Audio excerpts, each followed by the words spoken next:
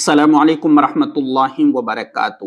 رمضان المبارک کی مقدس راتوں کا ایک ایسا عمل جو زندگی کا رخ موڑ دے اور رزق کے نئے دروازے کھول دے، جو پریشانیوں اور تکلیفوں کو سکون میں تبدیل کر دے، ایک ایسا عمل کہ جو ہمارے دلوں کے بوجھ کو ہلکا کر دے اور ہماری ٹینشنوں کو ختم کر دے اور ہماری دنیاوی فکروں کو بالکل ختم کر دے اور ہم اپنی زندگی کو پرسکون طریقے سے گزاریں۔ ایک ایسا عمل، اور وہ ہے استغفار کی تسبیح پڑھنا۔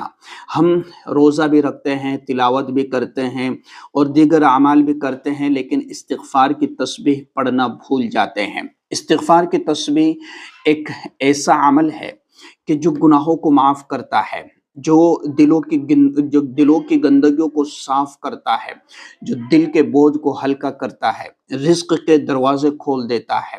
جو شخص استغفار کو لازم پکڑ لیتا ہے، اللہ تبارک و تعالیٰ اس کے لیے ایسی جگہ سے انتظام فرما دیتے ہیں کہ جہاں سے اس کو گمان بھی نہیں ہوتا ہے۔ اللہ کے رسول صلی اللہ علیہ وسلم جو اتنے پاکیزہ ہستی اور تمام انسانوں میں اور تمام جو ہے انسانیت میں سب سے اعلیٰ مقام رکھنے والی شخصیت حضرت محمد الرسول اللہ صلی اللہ علیہ وسلم، جن کے اگلے اور پچھلے سب گناہ معاف، لیکن پھر بھی دن میں 70 مرتبہ استغفار کا اہتمام ہمیں اس چیز کی ترغیب دیتا ہے کہ ہمیں کتنی مرتبہ استغفار کرنا چاہیے اور کتنا اہتمام کے ساتھ استغفار کرنا چاہیے۔ جب اللہ کے رسول صلی اللہ علیہ وسلم اتنی پاکیزہ ہستی اور اللہ کے محبوب بندے اور اللہ کے لاڈلے ہیں اور اگلے پچھلے تمام گناہ معاف، اس کے باوجود 70 مرتبہ استغفار، تو ہمیں تو کتنی مرتبہ استغفار کرنا چاہیے۔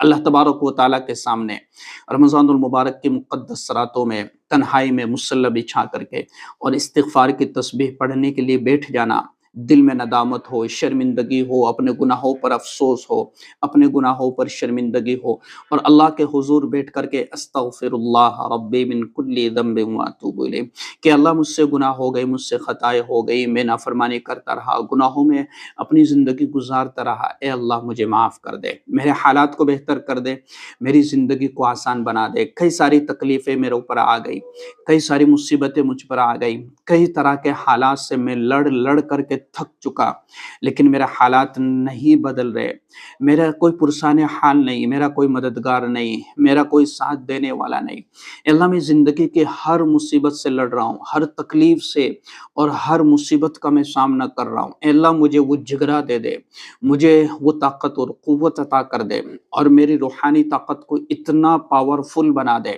کہ میں دنیا کی ہر تکلیف اور ہر مصیبت کا جو ہے مقابلہ کر سکوں، اور میرے اندر صبر آ جائے، استقلال آ جائے، استقامت آ جائے، میرے اندر وہ عزم، وہ حوصلہ، وہ قوت اور وہ طاقت آ جائے کہ دنیا کے ہر تکلیف کا میں مقابلہ کر سکوں۔ تو استغفار پڑھنے کی برکت سے اور استغفار کی برکت سے اللہ تبارک و تعالیٰ وہ طاقت عطا کر دیتا ہے کہ دنیا کی کوئی مصیبت، کوئی تکلیف اس کو ہرا نہیں سکتی۔ اس کا جو تعلق ہے ڈائریکٹ اللہ سے ہو چکا ہے، اس کی جو محبتیں ہیں وہ اللہ سے جڑ چکی ہے، اس کا جو روحانی پاور ہے وہ اللہ تبارک و تعالیٰ نے اسے عطا کر رکھا ہے۔ حضرت نوح علیہ السلام نے اپنی قوم سے استغفار کی تلقین کی ہے، استغفار کی ترغیب دی ہے۔ فَقُلْتُ اسْتَغْفِرُوا رَبَّكُمْ إِنَّهُ كَانَ غَفَّارًا، تم استغفار تو کرو، اللہ معاف کرنے والا ہے۔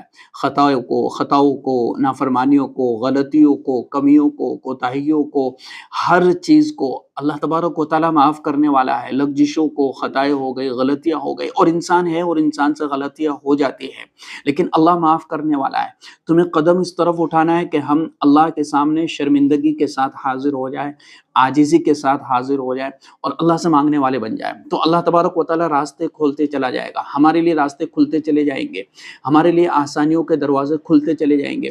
تو استغفار کو رمضان المبارک کے مہینے میں پابندی کے ساتھ پڑھنے کا اہتمام کریں۔ ایک تسبیح مکمل پابندی کے ساتھ پڑھیں۔ یہ مغفرت کا مہینہ ہے، اللہ تبارک و تعالیٰ اس مہینے میں گناہوں کو معاف کر دیتا ہے۔ اللہ تبارک و تعالیٰ اس مہینے کی برکت سے اس مہینے میں استغفار کرنے والے کے گناہوں کو بالکل معاف کر دیتا ہے۔ ہم دل کھول کر کے اللہ سے مانگیں، ہم اللہ کو راضی کریں۔ یہ مہینہ ہے اور اس مہینے میں ہم اپنے آپ کو اللہ تبارک و تعالیٰ کے سامنے مکمل طور پر حاضر کر دیں کہ ہمارا پورا مہینہ استغفار میں، تلاوت میں، ذکر میں، اذکار میں، دعاؤں میں، نمازوں میں، نفل نمازوں میں مکمل اہتمام کے ساتھ گزرے گا۔ اور یہ اللہ تبارک و تعالیٰ، یہ رحمت کا مہینہ ہے، اس میں رحمت کے دروازے اللہ تبارک و تعالیٰ کھول دیتا ہے۔ اس مہینے میں شیاطین قید ہو جاتے ہیں، اللہ تبارک و تعالیٰ شیاطین کو قید کر لیتا ہے، جنت کے دروازے کھول دیتا ہے۔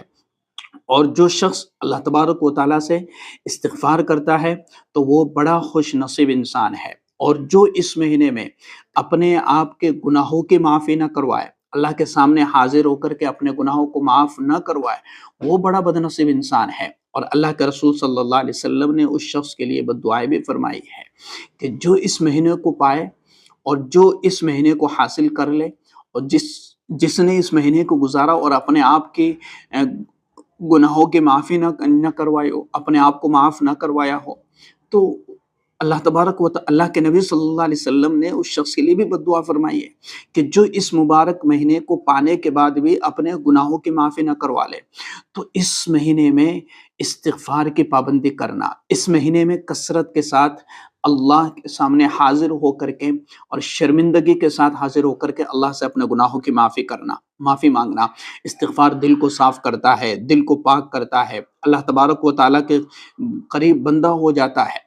اللہ تبارک و تعالیٰ استغفار کی برکت سے گناہوں کو معاف کر دیتا ہے، درجات کو بلند کر دیتا ہے، اللہ تبارک و تعالیٰ رحمتوں کا نزول فرماتا ہے، اور اسی طریقے سے اللہ تبارک و تعالیٰ رزق کے دروازے کھول دیتا ہے، جو ہمارے حالات ہیں ان کو درست کر دیتا ہے۔ فَقُلْتُ اسْتَغْفِرُوا رَبَّكُمْ إِنَّهُ كَانَ غَفَّارًا يُرْسِلِ السَّمَاءَ عَلَيْكُمْ مِدْرَارًا۔ اللہ تبارک و تعالیٰ حالات کو اتنا بہتر کر دے گا کہ موسلا دھار بارش نازل فرمائے گا۔ اللہ تبارک و تعالیٰ جو ہے باغات اگا دے گا، اللہ تبارک و تعالیٰ اولاد میں برکتیں عطا فرما دے گا۔ تو کتنی جو ہے اہمیت ہے اور کتنی ضرورت ہے استغفار کے کرنے کی۔